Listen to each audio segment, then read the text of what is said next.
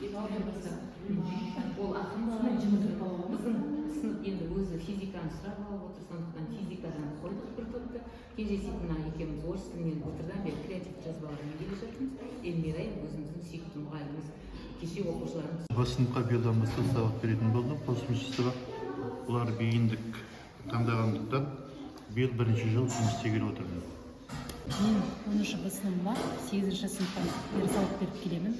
Жалпы сыныптың ең басты тәртібіне көңіл бөлген дұрыс деп санаймын. Себебі тәртіпсіз берілген білім адамзаттың қас жауы дейді ғой.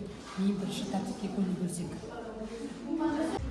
Барлығымыздың да мақсатымыз, тілегіміз бір, осы 10-шы Б сынып оқушыларының білім сапасын арттыру, яғни тәрбиесін дұрыс жолға келтіру, келешекте мектебіміздің бір жақсы тұлғаларды тәрбиелеп шығу болып тұр.